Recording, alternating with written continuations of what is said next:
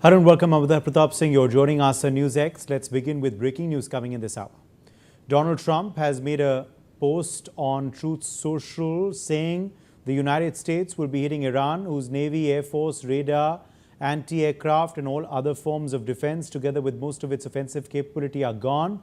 Very hard tonight. At some point in the not too distant future, we will be taking Kharg Island and other oil infrastructure points and assume total control of their oil and gas markets, much like we have with Venezuela, which is working out brilliantly for both Venezuela and the United States of America.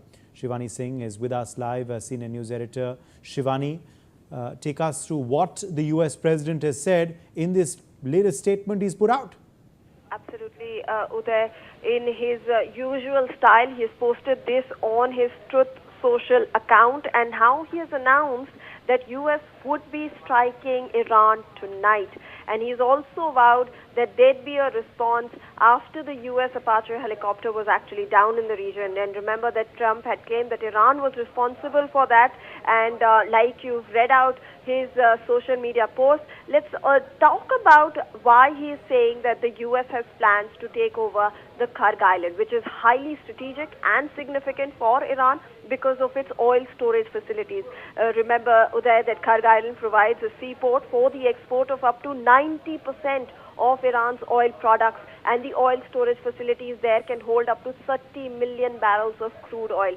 So this is in fact very important for Iran as well, but for the other global countries that import from Iran. So now Trump is threatening Iran that they will not just take over Kharg Island but other oil infrastructure points as well. This would result in a severe economic blow to Tehran. And remember, Uday, that Iran is already suffering with an economic fallout. The Iranian rial is crashing, and obviously the economy is in a shambles because of this war, because of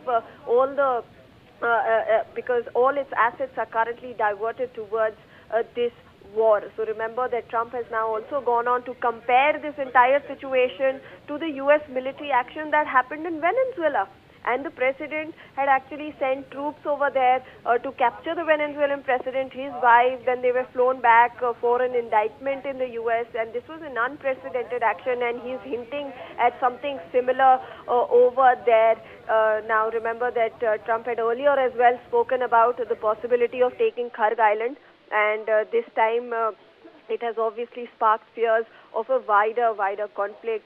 And obviously this all makes sense because Kharg Island is strategically located very close to the Strait of Hormuz, which seems to be the point of contention right now in this war, with US implementing a blockade, with Iran claiming that they own the Strait, and them also in fact implementing the closure of this. This is a critical strait in the global energy markets as well, and countries across the world, including India, are suffering the implications of these blockades. So there. All right. Appreciate you joining us, Shivani, with those details.